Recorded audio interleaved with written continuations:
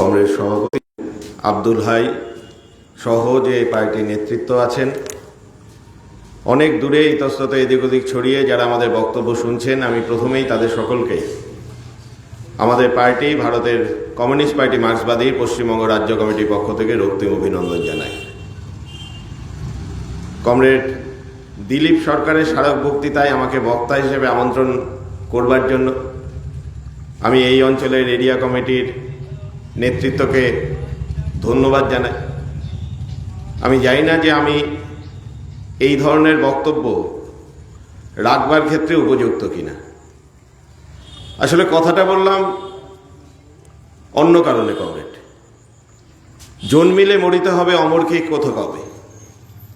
কিন্তু কবির ভাষায় সব মৃত্যু সমান নয়। কিছু কিছু মৃত্যু থাকে পালকের চেয়েও হালকা, আর কিছু কিছু মৃত্যু থাকে যা মহিরু ও পতনের মতো, অঞ্চলকে সভ্যতাকে নাড়িয়ে দেয়। কমরেড দিলীপ সরকার হয়তোবা আমাদের কাছে তাই। আমার মা ছোটবেলা থেকে আমাকে বলতেন, হয়তোবা আপনাদের সকলকেই আপনাদের মায়েদের কাছে এই কথা শুনতে হয়েছে, যে তুই যখন জন্মগ্রহণ করেছিলি তখন তুই কেঁদেছিলি, আর তোর এই কান্নার আওয়াজ শুনে আমরা সকলে হেসেছিলাম যে একটা সবল সুস্থ শিশু জন্মগ্রহণ করল। এই জীবন একটাই, জীবনে তুই কতদিন বাঁচবি তার কোনো স্থিরতা নেই। কেউ 100 বছর বাঁচেন, কেউ 50 বছর বাঁচেন, কবি সুকান্তের মতো ক্ষণজন্মা তারা কয়েকটা বছর বাঁচেন। কিন্তু যে কয়টা বছরই বাঁচিস না কেন, সারা জীবন ধরে এমন কাজ করে যাবি, যেদিন তুই চলে যাবি সেদিন তুই হাসতে হাসতে চলে যাবি, আর তোর চলে যাওয়া দেখে আশেপাশের মানুষজন যেন কান্নায় ভেঙে পড়ে। কমরেড দিলীপ সরকার আমাদের কাছে তাই। সারা জীবন কত ধরনের কাজের সাথে, কত ধরনের মানুষের সাথে যোগাযোগ, কত আন্দোলন। জীবন তো একটাই। এই জীবনটাকে ইঁদুরের মতো একা একা বেঁচে থাকা যায়, আবার এই একটা জীবনেই স্বপ্ন দেখা যায় যে আমি হাজার হাজার লক্ষ লক্ষ মানুষের জন্য একসাথে বেঁচে থাকার স্বপ্ন নিয়ে এমন একটা কাজ করে যাব যাতে ভবিষ্যৎ প্রজন্ম হয়তোবা কিছুটা হলেও তারা উপকৃত হবে।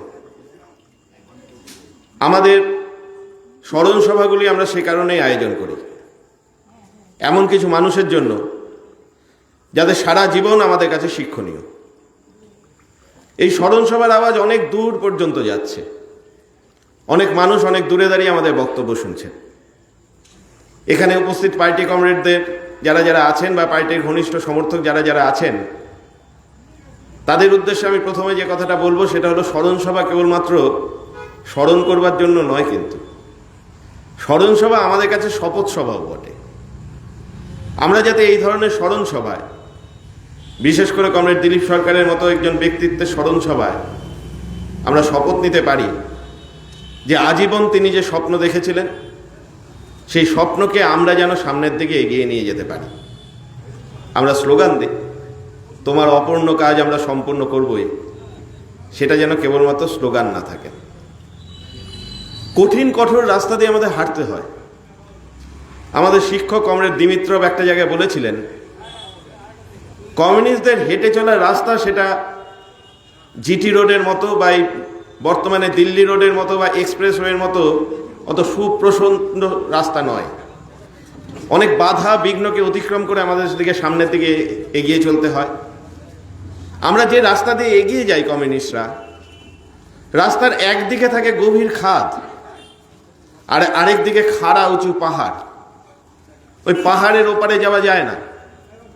আর প্রতিদিন প্রতি মুহূর্তে খাদের থেকে নানান ইশারা, নানান হাতছানি আমাদেরকে ডাকে, আমাদেরকে আহ্বান করে আমাদের রাস্তা পরিত্যাগ করবার জন্য, যে কি হবে এই কমিউনিস্ট জীবনে, কি হবে এইভাবে বেঁচে থেকে। তোমার সামনে একটা সুখী সমৃদ্ধ জগৎ রয়েছে। রাজনীতি যদি করতে হয় দক্ষিণপন্থা রাজনীতি করো, হাজার হাজার কোটি কোটি টাকার মালিক হবে, গাড়ি বাড়ি, তোমার চারপাশে লোকজন ঘুরে বেড়াবে, নানান ধরনের ইশারা, নানান ধরনের হাতছানি ওই খাদের থেকে আমাদেরকে ডাকে। আমাদের কমিউনিস্টদের কাজ প্রতি মুহূর্তে সেই হাতছানি, সেই ইশারাকে অতিক্রম করে সামনের দিকে এগিয়ে চলা। যেতে যেতে হয়তোবা আমার সহকর্মী, সহযাত্রী কেউ সেই খাদের দিকে পড়ে যেতে পারেন, কিন্তু আমি যেন শেষ জীবনের লক্ষ্য বিন্দুর দিকে এগিয়ে যেতে পারি, এটাই কমিউনিস্টদের কাজ। আমাদের মনে রাখতে হবে, কমরেড দিলীপ সরকার কিন্তু তার শেষ মিছিল করেছিলেন বুকের মধ্যে রক্ত পতাকাটা নিয়ে। আমরা যারা যারা এখানে উপস্থিত আছি বা অনেক দূরে দাঁড়িয়ে যারা বক্তব্য শুনছি, আমরা যেন আমাদের শেষ মিছিলটাও বুকের ওপর রক্ত পতাকা নিয়ে করতে পারি। হাজার হাতছানি, হাজার ইশারা আমাদের যেন পথভ্রান্ত না করতে পারে। বড্ড কঠিন সময়ের মধ্যে দিয়ে আমরা হাঁটছি। আমাদের সামনে এই সময়টা খুব সুখের নয়। অদ্ভুত আধার এক এসেছে পৃথিবীতে আজ। যারা অন্ধ, সবচেয়ে বেশি আজ চোখে দেখে তারা। যাদের হৃদয়ে কোনো প্রেম নেই, প্রীতি নেই, করুণার আলোড়ন নেই, পৃথিবী অচল আছে তাদের সুপরামর্শ ছাড়া। আমরা কমিউনিস্টরা এই সমাজ, এই সভ্যতাকে হরিজন্টালি ভাগ করি, আধা আধি ভাগ করি। আমরা মনে করি এই সমাজের ওপরতলায় কিছু মানুষ থাকেন, মুষ্টিমেয় মানুষ, 10%, 15% মানুষ, তারা ওখানে বসে নিচের তলায় লক্ষ লক্ষ কোটি কোটি মানুষকে শোষণ করছে। আর এই নিচের তলায় লক্ষ লক্ষ কোটি কোটি মানুষের উদ্বৃত্ত শ্রমকে চুরি করে নিয়ে তারা মুনাফার পাহাড় জমাচ্ছে। আমাদের কাজ ওই 10%, 15% মানুষকে টেনে হিঁচড়ে নিচে নামানো, যাতে একদিন না একদিন এই পৃথিবীটা সব মানুষের সমান অধিকার তাকে আমরা প্রতিষ্ঠিত করতে পারি। এটার জন্যই আমাদের যাত্রা, এটার জন্যই আমরা কমিউনিস্ট হয়েছি। কিন্তু সত্যি তো এটা সুখের সময় নয়।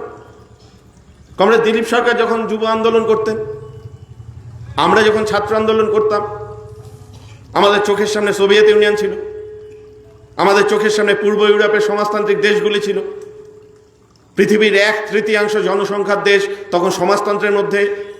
আমরা যখন কলেজ ক্যাম্পাসের মধ্যে, ইউনিভার্সিটি, যাদবপুর ইউনিভার্সিটির মধ্যে যখন স্লোগান তুলতাম, আমরা ছাত্রদের বলতাম যে তুলনা করে দেখ, একদিকে আছে পুঁজিবাদী দুনিয়া, সাম্রাজ্যবাদী দুনিয়া, যেখানে অল্প কিছু মানুষ তারা সুখী, স্বাচ্ছন্দ্য জীবনের অধিকারী, আর বেশিরভাগ মানুষের না খেতে পাওয়া যন্ত্রণা, বেকারি, দারিদ্র।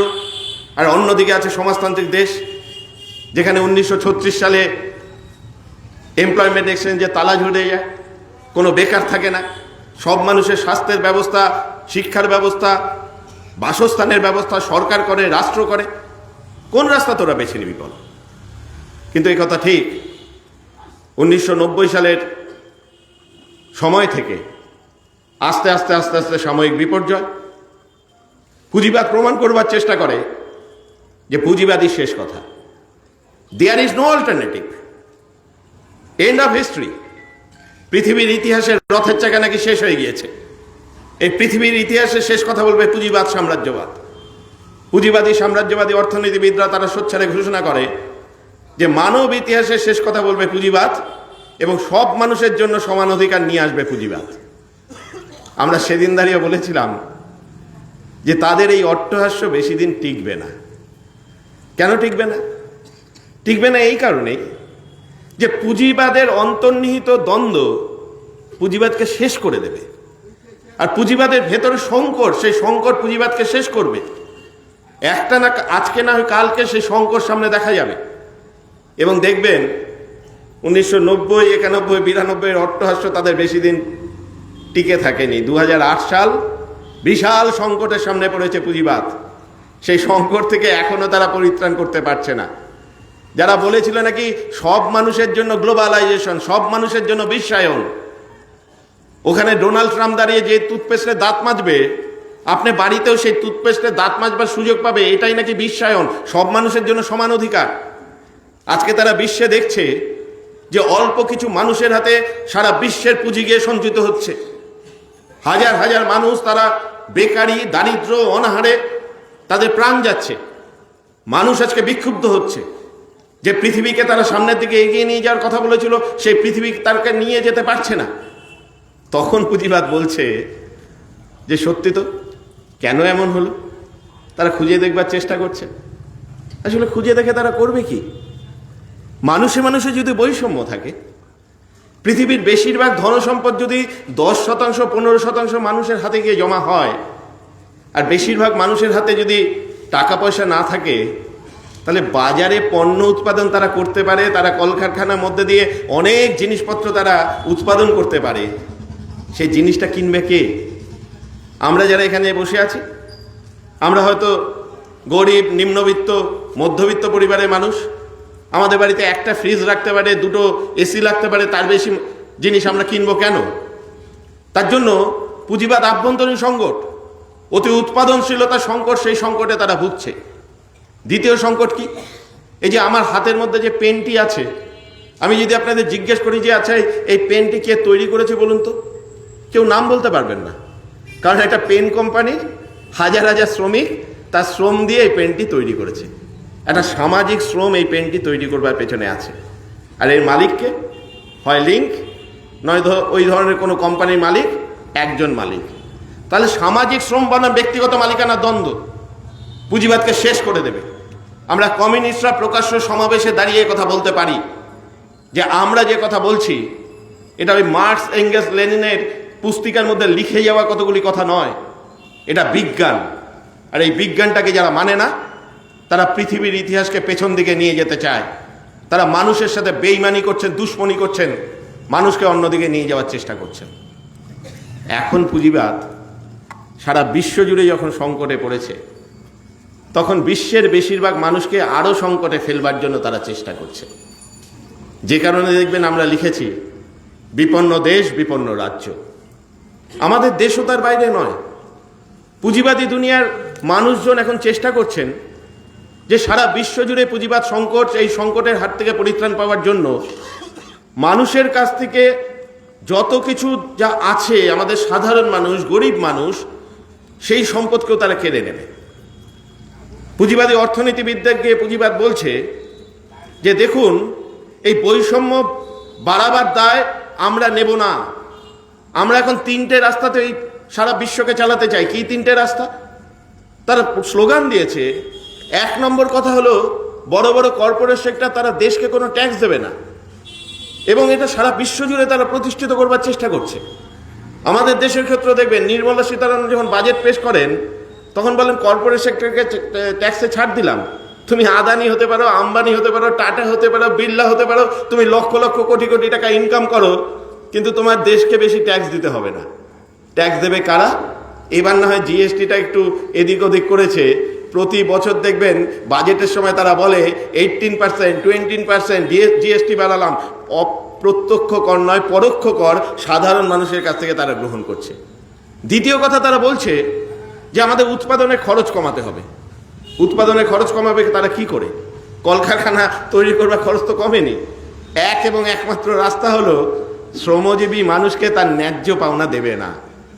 এমনিতেই পুঁজিবাদ শ্রমজীবীদের তার ন্যায্য পাওনা দেয় না। আর এখনকার দুনিয়ার পুঁজিবাদ 2001, 2, 3, 4 পরে যা হয়েছে, এই পুঁজিবাদ কোথাও কোনো স্থায়ী শ্রমিককে নিয়োগ করছে না। স্থায়ী শ্রমিক নিয়োগ হবে না, স্থায়ী শিক্ষক নিয়োগ হবে না, স্থায়ী চিকিৎসক নিয়োগ হবে না, কোনো জায়গায় স্থায়ী বলে কিছু থাকবে না। অস্থায়ী শ্রমিক, অস্থায়ী চিকিৎসক, অস্থায়ী শিক্ষক। 70,000 টাকা দিয়ে এখন কলেজ ইউনিভার্সিটিগুলি শিক্ষক নেবে কেন? 60,000, 80,000 টাকা দিয়ে চিকিৎসক নেওয়ার কোনো দরকার নেই। শ্রমিকদের কাছে অস্থায়ী শ্রমিক, কন্ট্রাকচুয়াল শ্রমিক 2,000, 3,000, 4,000 টাকা দিয়ে দাও। বাইরে বেকারদের একটা বিশাল বড় বাজার মজুত আছে। তারা যদি চাকরি না করে, অন্যরা এসে চাকরি করবে। আর শ্রমজীবী মানুষের কাছ থেকে তার সব অধিকার কেড়ে নাও। 3 নম্বর কথা হলো, জিনিসপত্রের দাম আর সরকার ঠিক করতে পারবে না, রাষ্ট্র ঠিক করতে পারবে না, তা ঠিক করবে পুঁজিবাদ। রাষ্ট্র এখন কেবলমাত্র, সরকারগুলি কেবলমাত্র কর্পোরেট সেক্টরের হাতের পুতুল। বাজারে জিনিসপত্রের দাম চটচর চটচর করে প্রতিদিন বাড়ছে। আমি জানি না আপনাদের কি অভিজ্ঞতা। এই কয়েকদিন আগে আমার বাড়িতে একটা অনুষ্ঠান হবে বলে আমার মিসেস আমাকে বলেছিল গোবিন্দভোগ চাল নিয়ে আসো তো। আমি বাজারে, আমার বাড়ি হলো কলকাতার গাঙ্গুলি বাগানে, ওখানে রামগড় বাজারে গেলাম। গিয়ে দোকানদারকে বললাম গোবিন্দভোগ চাল আছে? বললাম হ্যাঁ আছে দাদা। বললাম কত টাকা কেজি? বলে 250 টাকা কেজি। বললাম পাগল হলে নাকি? 250 টাকা কেজি গোবিন্দভোগ চাল। বলে আপনি পাগল দাদা, আপনি বাজারে আসেন না, গোবিন্দভোগ চালের এখন দাম চাই। বাজারে আদানিরা ঢুকে গিয়েছে, যে ওই দোকানদারও জানে বাজারে আদানিরা ঢুকে গিয়েছে, সব গোবিন্দভোগ চালের সব জিনিস হলো তার রাইস মিলগুলি তারা নিয়ে নিয়েছে, আর গোবিন্দভোগ চালের দাম চচ্চর করে বেড়েছে। তারপর আমি খুঁজে পেতে বিভিন্ন জায়গার থেকে ওই 170-180 টাকার পুরনো চাল একটা জায়গায় মজুদ ছিল, নিয়ে আমি বাড়ি ফিরলাম। ভাবতে পারেন 150 টাকা, 200 টাকা, 250 টাকা, 300 টাকার কমে কিছু নেই। সাধারণ মানুষের প্রতিদিন তাদের মজুরি কমছে, প্রতিদিন তারা ন্যায্য পাওনার থেকে বঞ্চিত হচ্ছে, আর জিনিসপত্রের দাম হু হু করে বাড়ছে। কোথায় যাবে মানুষ? সে কারণে মানুষ বিক্ষোভে ফেটে পড়বে, রাস্তায় নামবে, হরতাল করবে। তারা বলবে আমাদের ন্যায্য পাওনাটা চাই। আর যখন তারা রাস্তায় নামবে, হরতাল করবে, পুঁজিপতিরা বলছে না না, ওইসব করতে যাওয়া যাবে না। মানুষ যাতে রাস্তায় না নামে তার জন্য সরকারকে ব্যবস্থা গ্রহণ করতে হবে। তা কোনো বামপন্থী সরকার তো সাধারণ মানুষের বিরুদ্ধে ব্যবস্থা গ্রহণ করবে না, এমনকি কোনো সেন্ট্রিস্ট সরকার, মধ্যপন্থী সরকার, তারাও ব্যবস্থা গ্রহণ করবে না। তাহলে এমন সরকারকে মাথায় নিয়ে আসতে হবে যারা দর্শনগতভাবে সাধারণ মানুষের এই লড়াই আন্দোলনের বিরোধী, এবং অতি দক্ষিণপন্থার সাথে এই দর্শন মিলে যায়, ফ্যাসিবাদের সাথে এই দর্শন মিলে যায়। সে কারণেই দেখবেন সারা পৃথিবীর বিভিন্ন দেশে দেশে কর্পোরেট সেক্টর টাকা দিয়ে, পয়সা দিয়ে মাথার ওপর এমন সরকারকে বসাচ্ছে যারা অতি দক্ষিণপন্থী সরকার, যারা নয়া ফ্যাসিবাদের সরকার, যারা মানুষের সমস্ত অধিকারগুলিকে কেড়ে নেবে, শ্রমকর তৈরি করবে, একদিকে এসআইআর করবে, আপনাকে প্রতিদিন প্রতি মুহূর্তে আতঙ্কগ্রস্ত করবে। আর যখন আপনি ছুটে বেড়াবেন ভোটার লিস্টে আপনার নাম আছে কিনা, ঠিক সেই সময় শ্রমকোডটা চালু করে দেবে, শ্রমিকদের সব আইনকে কেড়ে নেবে, কেড়ে নিয়ে 4টে শ্রমকোড, যে শ্রমকোডে শ্রমিকের কোনো অধিকার থাকবে না। কৃষি বিল প্রণয়ন করবে, কৃষকদের কাছ থেকে তাদের সমস্ত অধিকার কেড়ে নেবে। ছাত্রদের ইউনিয়ন করার অধিকার থাকবে না, ছাত্রদের মিছিল বের করার অধিকার থাকবে না। একজন মানুষ, তাকে দিনের পর দিন আদালতের কে অবহেলা করে তাকে কারাগারে রেখে দেওয়া হবে। উমর খালিদের মতো লোককে, এইরকম হাজার হাজার লোককে, তারা নাকি দেশদ্রোহী, তারা নাকি আরবান নকশাল, এবং যে কোনো মানুষ যদি প্রতিবাদ করে হয় তাদেরকে মেরে ফেলা হবে, আর নয়তো তাদেরকে কারাগারে নিক্ষেপ করা হবে। বুলডোজারের রাজনীতি, সেই রাজনীতিকে নিয়ে আসতে হবে। এবং এটা কেবলমাত্র আমাদের ভারতবর্ষ হচ্ছে না, সারা পৃথিবী জুড়ে নয়া ফ্যাসিবাদ তাদেরকে মাথা চাড়া দিচ্ছে, দক্ষিণপন্থার রাজনীতি তারা মাথা চাড়া দিচ্ছে। কারণ পুঁজিবাদের সংকট থেকে তারা নিজেরা মুক্ত হতে পারবে না, এই সংকটকে সাধারণ মানুষের গায়ের ওপর চাপিয়ে দিতে হবে। এখানেই আমাদের লড়াই, এখানেই আমাদের আন্দোলন। আমাদের কাছে দুটো রাস্তা আছে, হয় এদের কাছে আত্মসমর্পণ করতে হবে, এবং এদের কাছে আত্মসমর্পণ করা মানে কি, আমরা যে হরিজন্টালি রাষ্ট্রটাকে ভাগ করি, সমাজটাকে ভাগ করি, এরা দেখবেন ভার্টিক্যালি কিছু রেখা দিয়ে ভাগ করে দেয়, আর প্রত্যেকটা ভার্টিক্সের ওপরে লিখে দেবে হিন্দু, মুসলিম, শিখ, খ্রিস্টান, জৈন। জাতের নামে, ধর্মের নামে, বর্ণের নামে, ভাষার নামে মানুষকে ভাগ করতে হবে। সহজ সরল উপায়। আপনি দেখছেন চোখের সামনে চাকরি নেই, আপনি দেখছেন চোখের সামনে শিক্ষার কোনো অধিকার নেই, আপনি দেখছেন পরিযায়ী শ্রমিকের দেশ ভরে যাচ্ছে। আমাকে পার্টি পুরুলিয়া জেলার দায়িত্ব দিয়েছে, আমাকে মাঝে মাঝে পুরুলিয়ায় যেতে হয় কমরেড। গিয়ে সেখানে দেখি গ্রামের পর গ্রাম কোনো পুরুষ মানুষ নেই। নির্দিষ্ট সময়ে ধান কাটার সময় তারা আসবে, আর তারপরে সারা বছর জুড়ে তারা চলে যায় রাজ্যের ওপারে। কোথায় তারা যাচ্ছে? গিয়ে কিছু মানুষ হারিয়ে যাচ্ছে, বাড়িতে হয়তো 10 মাসের বাচ্চা, তার স্ত্রী, তাদের খোঁজ খবর নেই। কেউ চলে গেছে উত্তরপ্রদেশ, কেউ চলে গেছে রাজস্থান, কেউ চলে গেছে কেরল, কেউ হয়তো বা দেশের ওপারে দুবাই। পরিযায়ী শ্রমিকে ভরে যাচ্ছে। আপনি যখন এই কারণগুলি খুঁজতে চাইবেন তখন বলবেন সহজ কারণ, ওই যে ওরা আছে বলে একটা শক্তিকে সামনে দাঁড় করা হবে, যে শক্তিটাকে চোখের সামনে আপনি দেখতে পাবেন না। সেই শক্তিটাকে চোখের সামনে দেখানোর জন্য তারা রং নিয়ে আসবে। সেই রংটা হলো সেই দেশের সংখ্যালঘিষ্ঠ মানুষ। বাংলাদেশের শ্রমিকরা যখন আন্দোলন করবে তখন বলতে হবে খুব সহজ সরল বিষয়, বাংলাদেশ থেকে সব হিন্দুদের তাড়িয়ে দাও, তাড়িয়ে দিয়ে তাদের জমিটা নিয়ে নাও, তাদের কারখানাটা নিয়ে নাও, তাদের চাকরিটা নিয়ে নাও, তাহলে বাংলাদেশে মুসলিমরা বেঁচে থাকতে পারবে। আর বিভিন্ন জায়গায় যখন এই ধরনের আক্রমণ হবে ভারতবর্ষে, তখন বলবে খুব সহজ সরল বিষয়, এই মুসলিমদের তাড়িয়ে দাও, মুসলিমদের জমিটা নিয়ে নাও, মুসলিমদের চাকরিটা নিয়ে নাও, তাহলে তোমার জন্য চাকরি, তোমার জন্য জমি অবস্থান গ্রহণ করছে। হিটলারও তো তাই বলতেন। এই যে দিমিত্রভের কথা বললাম, দিমিত্রভ একটা জায়গায় উদাহরণ দিতেন। একটা আলোচনা সভায় 3 জন মানুষ আলোচনা করতে গিয়েছেন, একজন কমিউনিস্ট, একজন সোশ্যালিস্ট, একজন হিটলার পার্টির লিডার। 3 জনের আলোচনার বিষয়বস্তু হলো যে কর্মসংস্থান কোন পথে। তা সোশ্যালিস্ট যিনি আছেন তিনি বলছেন যে কর্মসংস্থানের ভয়ানক ব্যবস্থা এই পুঁজিবাদী দুনিয়ায় কর্মসংস্থানের, আমি যেমন বলছিলাম আপনাদের সামনে সেভাবেই বলছে যে এই কর্মসংস্থানের কোনো তারা সমাধান করবে না, কারণ পুঁজিপতিরা চান যাদের হলো বেকার মজুদ বাহিনী তারা অবস্থান গ্রহণ করে। কমিউনিস্ট যিনি এসেছেন তিনি আরও ভালো করে ব্যাখ্যা করছেন, ভালো করে ব্যাখ্যা করে বলছেন সুতরাং পুঁজিবাদের অবসান করতে হবে, তাহলেই সকলের জন্য কর্মসংস্থান সম্ভব। হিটলার পার্টির যিনি প্রতিনিধি তিনি উঠে দাঁড়িয়ে বললেন যখন বলবার সময় যে দেখুন আমি ওদের মতো অত পণ্ডিত নই, আমি ওদের মতো অত পড়াশোনা করতে যাই না।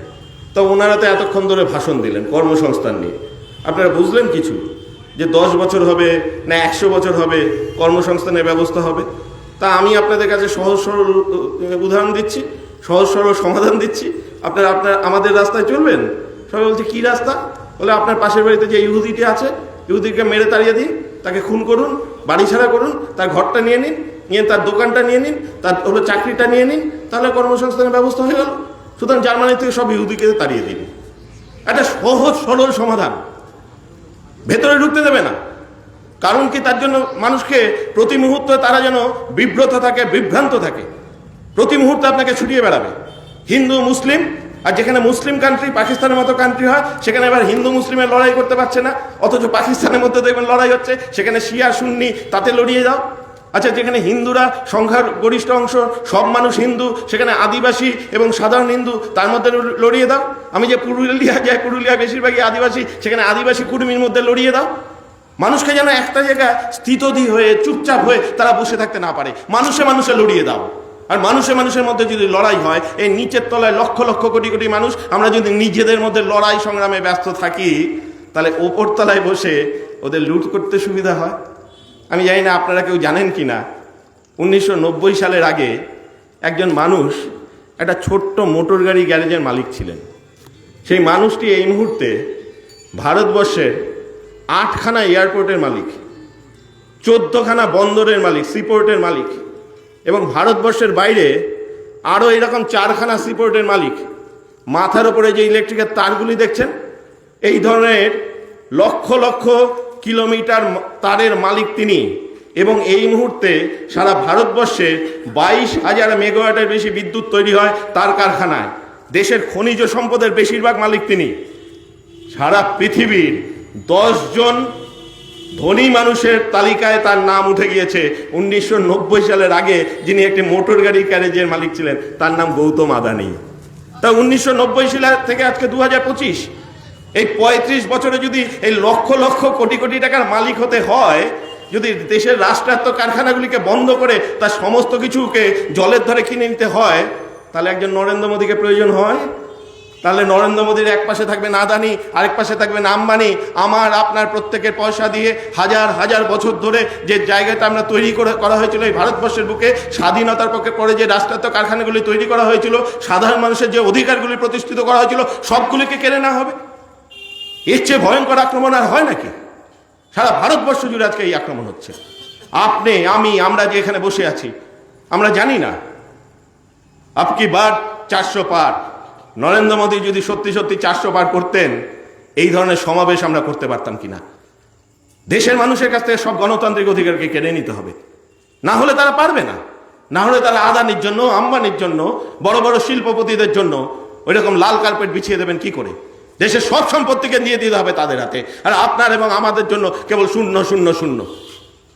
এর বিরুদ্ধে দাঁড়িয়ে লড়াই আন্দোলন করতে বামপন্থীরা সে কারণেই ডাক দিয়েছে যে কেবলমাত্র বামপন্থীরা আমরা একা পারবো না, আমরা জানি। আমাদের সে কারণে ঐক্যবদ্ধ হতে হবে আরো অনেকগুলি দলের সাথে। আমাদের পার্টির, যেমন পার্টির স্বাধীন বিকাশের কথা আমরা বলেছি, পার্টির নিজের কোমরের জোর বাড়াতে হবে, নিজের পায়ের জোর বাড়াতে হবে, মানুষের কাছে যেতে হবে। মানুষ এখনো কেন আমাদেরকে তাদের বন্ধু হিসেবে গ্রহণ করছে না? আমাদের মধ্যে কোনো ভুল ভ্রান্তি থাকলে তাকে কাটাতে হবে, আর মানুষের কাছে গিয়ে সহজ সরল ভাষায় সত্যি কথাটা বলতে হবে। অনেক মানুষ তো বিভ্রান্ত হয়, কারণ মাসেল পাওয়ার, মানি পাওয়ার কেবলমাত্র নয়, মিডিয়া পাওয়ার। এই মুহূর্তে সারা পৃথিবী জুড়ে মিডিয়া, এই মুহূর্তে সাম্রাজ্যবাদের সবচেয়ে বড় হাতিয়ার হলো মিডিয়া। প্রতি মুহূর্তে মানুষের কাছে নোয়াম চমস্কের সেই থিওরি, 10% সত্যি কথা মানুষের কাছে যাচ্ছে না। 90% কথা যে মানুষের কাছে যায় সে কথাগুলো মিথ্যে কথা, সেই কথার মধ্যে সত্য কোনো কথা থাকে না। লক্ষ লক্ষ কোটি কোটি টাকা দিয়ে সিনেমা তৈরি হচ্ছে, হাজার হাজার মানুষের কাছে প্রতিদিন প্রতি মুহূর্তে মিথ্যে কথাটাকে পৌঁছে দেওয়া হচ্ছে এবং মিথ্যেটাকে সত্য হিসাবে পরিণত করা হচ্ছে। আমাদের রাজ্যের দিকে তাকিয়ে দেখুন, 2011 সাল আমাদের রাজ্যে স্লোগান তোলা হয়েছিল না যে প্রকৃত অর্থে বামপন্থী যারা, সেই বামপন্থীদের নিয়ে আসতে হবে, যারা রাজ্যে ক্ষমতায় ছিল তারা নাকি আসলে বামপন্থী নয়। এটাও একটা পুরনো স্লোগান, জানেন তো। আমরা জানি তার কথা, হিটলারের বন্ধু ছিলেন মুসোলিনি। মুসোলিনি ইটালিতে প্রথম যে পার্টিটা তৈরি করেছিল, সেই 1919 সালে প্রথম নির্বাচনে মুসোলিনি পার্টি পরাজিত হলো। সে ভয়ঙ্কর দেশের বিরোধী এবং কর্পোরেট সেক্টরের পক্ষে তার কথাটা বলেছিলেন। মুসোলিনি পার্টি যখন বিপর্যস্ত, মুসোলিনি পার্টি কর্মীরা বিপর্যস্ত, মুসোলিনি এরকম একটা জিবি মিটিং অর্গানাইজ করেছিলেন। জিবি মিটিং অর্গানাইজ করে বলেছিলেন যে আমি 4টে ফর্মুলার কথা বলছি, তোমরা এই ফর্মুলাটা মেনে চলো, 4 বছরের মধ্যে ইটালির ক্ষমতায় আমরা চলে আসবো। মুসোলিনি পার্টি কমরেডরা বলছেন, কর্মীরা বলছেন যে আপনি পাগল নাকি, 4 বছরের মধ্যে এই সোশ্যালিস্ট, এই ডেমোক্র্যাট যারা জিতেছে তাদেরকে হারিয়ে দেবো? বলছে যে হ্যাঁ, 1 নম্বর ফর্মুলায় যে সোশ্যালিস্ট ডেমোক্র্যাট যারা জিতেছে তাদের পা আর মাটিতে থাকবে না, তারা হাওয়ার উপর ভেসে বেড়াবে। তাদের গণসংগঠনগুলি, তারা মনে করবে যে তারাই রাজ্যটা চালাচ্ছে। গণসংগঠনগুলি আস্তে আস্তে মানুষের যে সত্যিকারের ন্যায্য অধিকার লড়াইয়ের আন্দোলন, সেই আন্দোলন থেকে দূরে সরে যাবে। ওই জায়গাটাকে আমাদের ভরাট করতে হবে। দ্বিতীয় কথা বলেছিলেন যে মানুষকে বলতে হবে যে আমরাই আসলে বামপন্থী। তার জন্য বামপন্থীদের গান চুরি করো, স্লোগান চুরি করো, তাদের সমস্ত বক্তৃতা চুরি করো এবং তাদের মতো ভাব ভঙ্গি করে মানুষের সামনে নিজেকে তুলে ধরো যে আমরাই আসলে বামপন্থী। ওই প্রকৃত অর্থে ওরা বামপন্থী নয়, আপনারা আমাদের দিকে আসুন। 3 নম্বর কথা বলেছিলেন, সমগ্র ইটালি জুড়ে একটা নৈরাজ্য, একটা অরাজকতার রাজত্ব তৈরি করো, বন ডাকো, ধ্বংস করো, বিভিন্ন জায়গায় গিয়ে আগুন ধরিয়ে দাও, যাতে একটা নো গভর্নমেন্টসের থিওরি প্রতিষ্ঠিত হয়ে যায়। আর 4 নম্বর বলেছিলেন যে অস্ত্র বা অর্থের জন্য ভেবো না। আমার সাথে অনেক সাম্রাজ্যবাদী দেশের যোগাযোগ আছে, অস্ত্র বা অর্থের জন্য তোমাদের কোনো আন্দোলন থমকে দাঁড়াবে না। আমি কথাটা আপনাদের সামনে বলছি এই কারণেই যে এখানে উপস্থিত প্রাজ্ঞ বিশিষ্ট মানুষজন আপনারা বুঝতে পারবেন যে আমাদের সাথে কতটা মিল। 2011 সালের আগে ভেবে দেখুন, একদিকে 2006 সালের পরে আমাদের সেই জয়, হয়তোবা আমাদের নিজেদের মধ্যেকার কিছু আত্মগরিমা, সেই জায়গাটাকে ওরা নিল। হেই সামালো ধান হো, কাস্তে দাদা শান হো, তেভাগা আন্দোলনের আমাদের গান, কংগ্রেসের সেই গুলি, সেই লড়াই, সেই আন্দোলনের মধ্যে থেকে থাকা চাষিদের সেই লড়াই আন্দোলনের গান এখন তৃণমূল সঙ্গীতের প্রায় দলীয় সঙ্গীতে পরিণত হয়েছে। আমাদের গান, আমাদের স্লোগান, আমাদের কথা সমস্ত কিছুকে চুরি করে নিয়ে ওরা নিজেদের বামপন্থী সাজার চেষ্টা করছে। ওই ছেঁড়া শাড়ি হাওয়াই সপ্পল এমনি এমনি আসে না। নিজের পেছনে লুকিয়ে থাকা লক্ষ লক্ষ কোটি কোটি টাকা। কালীঘাটটাকে ব্যানার্জি ঘাটে পরিণত করা হয়েছে। আমি এখানে দাঁড়িয়ে নাম বলে যেতে পারি, কার্তিক ব্যানার্জি, বাবুন ব্যানার্জি, অমিত ব্যানার্জি, অভিষেক ব্যানার্জি থেকে শুরু করে ব্যানার্জি পরিবারের সম্পত্তি ছেয়ে গিয়েছে। কিন্তু মানুষের সামনে তারা যখন আসবে তখন আমরাই আসলে বামপন্থী, আমরা ছাড়া বামপন্থী কেউ নেই, একটা মুখোশ পরে আসছে তারা। আমরা মানুষকে গিয়ে বলেছিলাম যে এই যে অরাজকতা, এই যে নৈরাজ্য, এই যে মাওবাদীদের তৈরি করা হলো, বুদ্ধদেব ভট্টাচার্যকে উড়িয়ে যাওয়ার চেষ্টা করা হলো, সারা রাজ্য জুড়ে অরাজকতা, সারা রাজ্য জুড়ে একটা নো গভর্নেন্সের থিওরি প্রতিষ্ঠিত করা হলো। আপনার হুগলি জেলার মাটিতে আমরা জানি, সিঙ্গুর থেকে শুরু করে একের পর এক যে অরাজকতা। আজকে যারা জমি বাঁচাও আন্দোলন করছে, কালকে যদি তারা ক্ষমতায় আসে তারা জমি বাঁচাও আন্দোলন করবে, মানুষের কাছ থেকে সব অধিকার কেড়ে নেবে। আমাদের ভুল, এটা কথা ঠিকই, মানুষকে সেই কথা সেদিন বোঝাতে পারেনি। আজকে তাকিয়ে দেখুন, টিএমসি মানে কি, কোথার থেকে তৈরি হয়েছিল তারা?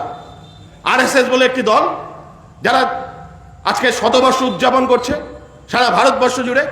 যারা যখন দেখলো যে বিজেপিকে দিয়ে কেবলমাত্র হবে না, কংগ্রেসটাকে ভাঙতে হবে, 1996 সালে তামিলনাড়ুতে তৈরি হলো তামিল মালিনা কংগ্রেস, টিএমসি। আর 1998 সালে পশ্চিমবঙ্গে তৈরি হলো তৃণমূল কংগ্রেস, টিএমসি। সারা ভারতবর্ষ জুড়ে কংগ্রেসটাকে ছিন্ন বিচ্ছিন্ন করো, বামপন্থীদের ছিন্ন বিচ্ছিন্ন করো, এমন কিছু মুখকে সামনে নিয়ে আসো যারা মানুষ বিভ্রান্ত হয় এবং তাদের সাথে গাঁট ছাড়া বাঁধো। আসলে আরএসএস এর 2টো প্রোডাক্ট আমাদের রাজ্যে, ভেতরে সব মাল মাসলো এক, সামনের প্রোডাক্টটার নাম আলাদা, একটা টিএমসি, একটা বিজেপি। মানুষের কাছে গিয়ে আমরা বলেছিলাম T for তোলাবাজ, M for Mustan, C for চোর। সারা রাজ্যের সব তোলাবাজ, মাস্তান, চোরেদের নিয়ে ওই দলটাকে তৈরি করা হয়েছিল। ওই দলের হাতে যদি পশ্চিমবঙ্গ যায়, এই পশ্চিমবঙ্গ শেষ হয়ে যাবে। গত 15 বছর তাকিয়ে দেখুন আমাদের রাজ্যে একের পর এক মানুষের সম্পত্তি বিশাল বিশাল বিশাল হয়েছে। কারা তারা? টিএমসির লিডাররা ছাড়া আর কেউ নেই। আর সাধারণ মানুষ কোথায় তলিয়ে যাচ্ছি আমরা? শিক্ষা বলুন, স্বাস্থ্য বলুন, বাসস্থান বলুন, মানুষের অধিকার বলুন, কথা বলার কোনো জায়গা নেই। আর প্রতি মুহূর্তে নিজেদের মধ্যে গাঁট ছাড়া বাচ্ছে। ওপরে থাকা একটি দল যারা দেশ চালাচ্ছে আর যারা রাজ্য চালাচ্ছে, তারা সামনে দাঁড়িয়ে নিজেদের মধ্যে প্রতিদ্বন্দ্বী ভাব করার চেষ্টা করছে, বাইনারি খেলার চেষ্টা করছে। আসলে এই দুটো দল এক। যে কারণে সিবিআইকে তো আটকে দেওয়া হয়। চিটফান্ড থেকে শুরু করে শিক্ষক নিয়োগ পর্যন্ত হাজার হাজার লক্ষ লক্ষ কোটি কোটি টাকার দুর্নীতি, সিবিআই কিচ্ছু করবে না। এখনো যারা বিজেপির লোকজন গিয়ে পাড়ায় পাড়ায় বলছে মোদি হয় তো মুমকিন হয়, তারা মানুষকে ধোঁকা দিচ্ছে। কিচ্ছু করবে না মোদি ভাই দিদি ভাইয়ের মধ্যে যে সাঁট আছে। আর অন্যদিকে সারা পশ্চিমবঙ্গ জুড়ে নিজেদের মধ্যে ভাগ বাটোয়ারা করবার জন্য পশ্চিমবঙ্গের মানুষের গণতান্ত্রিক অধিকারকে ছিন্ন বিচ্ছিন্ন করছে। এই যে এসআইআর, মানুষের কাছ থেকে অধিকার কেড়ে নেওয়া, এটা তো আরএসএস এর অনেক দিনের স্বপ্ন। আজকে 30শে নভেম্বর, আজকের পর আগামীকাল আমরা ডিসেম্বর মাসে প্রবেশ করব। নভেম্বর মাস আমাদের সাথে সামনে লড়াই সংগ্রামের মাস, আমাদের কাছে স্বপ্ন দেখার মাস। এখানে উপস্থিত মহিলারা যারা যারা আছেন তারা নিশ্চিতভাবে জানেন 1917 সালের নভেম্বর বিপ্লবের আগে সারা পৃথিবী জুড়ে মহিলাদের ভোটাধিকার ছিল না। একটি মাত্র দেশে মহিলাদের ভোটাধিকার ছিল, সেই দেশটির নাম ছিল নিউজিল্যান্ড। আসলে পুঁজিবাদ, সাম্রাজ্যবাদ সারা সব মানুষের ভোটাধিকার চায় না। তারা মানুষের হাতে সম্পত্তির পরিমাণ দেখে ভোটাধিকার নির্ধারণ করতে চান। সব মানুষের সমান ভোটাধিকার থাকবে কেন? আম্বানির ছেলেও একটা ভোট দেবেন, আপনিও একটা ভোট দেবেন, তাহলে ভারতবর্ষের ইতিহাস তো আপনারা পাল্টে দেবেন। তাই হয় বুথজ্যাম করতে হবে, মানুষের কাছে ভোট কেড়ে নেওয়ার জন্য আগের দিন 10,000 টাকা 15,000 টাকা দিয়ে মানুষের ভোটকে কেড়ে নিতে হবে। আর নয়তো এমন প্রসেস নিয়ে আসতে হবে যেখানে মহিলারা বাদ যাবে, যুবকরা বাদ যাবে, আদিবাসী মানুষ বাদ যাবে, কাগজ না থাকলে তাদের নাম ভোটার লিস্টে থাকবে না। এসআইআর তো এমনি এমনি করেনি তারা, কেবলমাত্র ভোটাধিকার কেড়ে নেওয়ার জন্য নয়। ভোটাধিকার কেড়ে নেওয়া মানে আপনাকে দ্বিতীয় শ্রেণীর নাগরিকে পরিণত করা। আর আজকে দ্বিতীয় শ্রেণীর নাগরিক, কালকে ডি ভোটার, তারপর দিন ডিটেনশন ক্যাম্প, তারপর ভারত ছাড়া করা। আমি জানি না কোনো বিজেপির লোকজন আমাদের সভা শুনছেন কিনা। 12টা রাজ্যের মধ্যে আসামে তো এসআইআর হচ্ছে না, কারণ ওখানে এনআরসি হয়ে গিয়েছে। 21 লক্ষ মানুষ মুসলিমদের তাড়াবো বলে তারা এনআরসি করেছিল। সেই 21 লক্ষ মানুষের মধ্যে 4 থেকে 4.5 লক্ষ মানুষ মাত্র মুসলিম। বেশিরভাগই হলো বাঙালি হিন্দু, নয়তো অসমিয়া হিন্দু, নয়তো নেপালি হিন্দু। বিভিন্ন জায়গা থেকে যাওয়া হাজার হাজার শ্রমিক যারা চা বাগানে কাজ করে, যাদের হাতে কাগজ নেই, যারা পূর্বপুরুষের বিভিন্ন জায়গায় কাগজ দেখাতে পারেনি। আর তৃণমূল কংগ্রেসের দুষ্কৃতীরা যারা এসআইআর এর বিরোধিতা করবে বলে প্রতি মুহূর্তে এসআইআর সমর্থন করছেন, কারণ তাদের কাছে অন্য কোনো রাস্তা নেই। 2003 সাল ভারতবর্ষের নাগরিকত্ব আইন যখন সংশোধন করলেন অটল বিহারী বাজপেয়ী, এই তৃণমূল কংগ্রেসের নেত্রী তখন তার মন্ত্রী ছিলেন।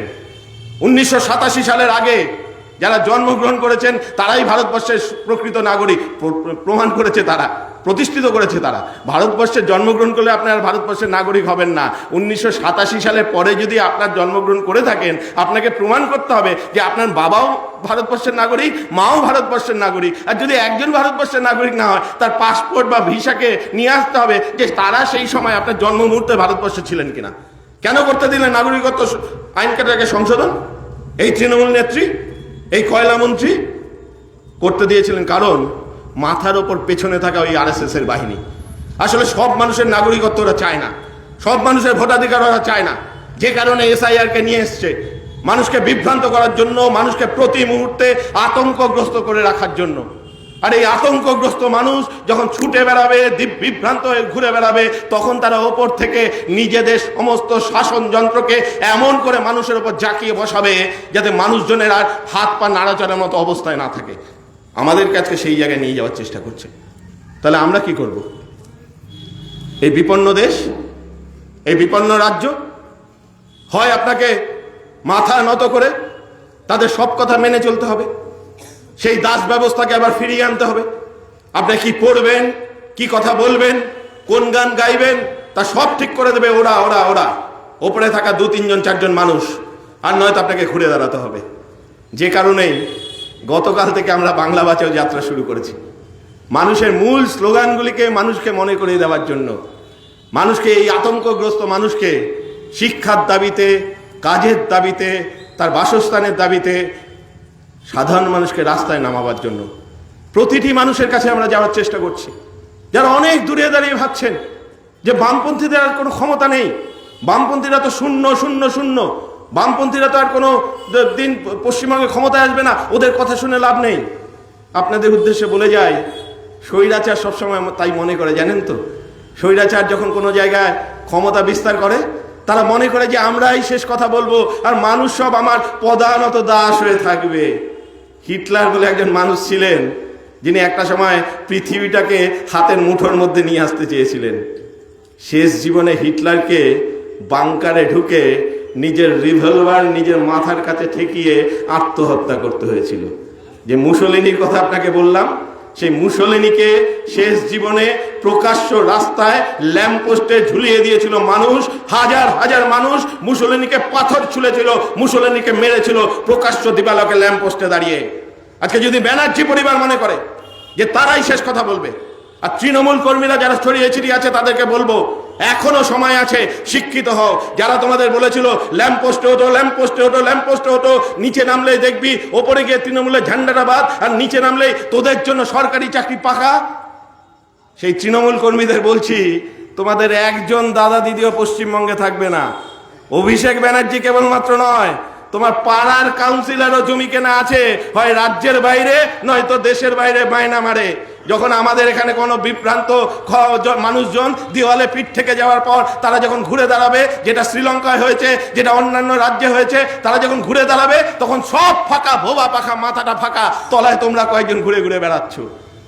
আজকে সে কারণেই বলে যাই, বামপন্থা ছাড়া সারা পৃথিবীর বিকল্প আর কিছু নেই। ট্রাম্প সাহেব চেষ্টা করছেন, ওবামা সাহেবও চেষ্টা করেছিলেন, হাজার হাজার সাহেব এসে চেষ্টা করে যাবেন পৃথিবীর ইতিহাসটাকে গুড়িয়ে দিতে, বামপন্থীদের নামকে মুছিয়ে দিতে। আজকে প্রতিটি জায়গায় ফিনিক্স পাখির মতো তারা জেগে উঠবে। আপনার নাকের ডগায় বসে নিউ ইয়র্কের মেয়র নির্বাচনে এমন একজনকে জিতবেন যাকে আপনাকে ঘুষ পেটিয়ে বলতে হয়, যাকে বলতে হয় সোশ্যালিস্ট ও কমিউনিস্ট। আপনি ভেনেজুয়েলাকে গুড়িয়ে দেওয়ার চেষ্টা করছেন, আজকে ইরাককে গুড়িয়ে দিয়েছেন, অন্যান্য জায়গায় গুড়িয়ে দিয়েছেন, প্যালেস্টাইনকে গুড়িয়ে দেওয়ার চেষ্টা করেছিলেন। আর হাজার হাজার দেশ দেখবেন, হাজার হাজার মানুষ, শয়ে শয়ে দেশ সেই প্যালেস্টাইনের পাশে দাঁড়িয়ে প্যালেস্টাইনকে রক্ষা করার চেষ্টা করছে। হ্যাঁ, পৃথিবীর ইতিহাস। শেষ কথা বলবো, আমরা কমিউনিস্টরা, যারা আমরা বিজ্ঞানের পক্ষে, যারা আমরা সাধারণ মানুষের পক্ষে, ওই ওপর তলার 10-12 জন মানুষকে টেনে হিচড়ে আমরা নিচে নামাবোই, আজ না হোক কাল এই পৃথিবীর বুকে। এই দিলীপ সরকারের যে স্বপ্ন, আমাদের শিখিয়ে যাওয়া লিডারশিপের যে স্বপ্ন, সেই স্বপ্নকে আমরা প্রতিষ্ঠিত করব। এই স্মরণ সভায় সে কারণে বলে যাই, যারা অনেক দূরে দাঁড়িয়ে ভাবছেন আমরা স্বপ্ন সন্ধানের দল, যারা অনেক দূরে দাঁড়িয়ে ভাবছেন আমরা কোনোদিন এই স্বপ্নকে সফল করতে পারবো না। You may say I am a dreamer, but I am not the only one. I hope someday you will join us. The world will be as one. ভাবছো তুমি আমার স্বপ্নের কারবার, যেন তবু আমি একা নই আর। একদিন তুমিও আমাদেরই সাথে নামবে লড়াইয়ে দিন বদলাতে। অনেক দূরে থাকা হাজার হাজার মানুষ যারা আজও বিভ্রান্ত, যারা আজও বিজেপি তৃণমূলের সাথে গিয়েছেন, আপনাদের উদ্দেশ্য বলে যাই, একদিন না একদিন এই বিভ্রান্তি কাটিয়ে এই লাল ঝান্ডার কাছে আপনাদের আসতেই হবে। লাল ঝান্ডাই পৃথিবীর ইতিহাসে ইতিহাস তৈরি করে। এই লাল ঝান্ডাই পশ্চিমবঙ্গের বুকে, ভারতবর্ষের বুকে, এই বিপন্ন দেশ, এই বিপন্ন রাজ্যের বুকে ইতিহাস তৈরি করবে। আজকে যারা শূন্য শূন্য শূন্য বলছেন তারাই কোনোদিন মহাশূন্যে বিলিয়ে যাবেন। সাধারণ মানুষকে নিয়ে ওপরের তলার 10-12 জন মানুষকে নিচে নামিয়ে সব মানুষের জন্য গণতান্ত্রিক অধিকার, সব মানুষের জন্য কাজের অধিকার, সব মানুষের জন্য বাসস্থানের অধিকার, সব মানুষের জন্য স্বাস্থ্যের অধিকার আমরাই প্রতিষ্ঠিত করব। সেই জন্যই আমরা লড়াই আন্দোলনের ময়দানে আসি। হাজার লাঠি, হাজার ইট, হাজার পুলিশি বাহানা দিয়েও আমাদেরকে থামাতে পারবেন না। দিলীপ সরকারের স্মরণ সভাকে আমরা সে কারণেই শপথ সভায় পরিণত করতে চাই। আপনাদের সকলকে রক্তিম অভিনন্দন। লাল সালাম কমরেড, ভালো থাকবেন, মানুষের কাছে চলুন, মানুষই ইতিহাস তৈরি করবেন। ধন্যবাদ, নমস্কার।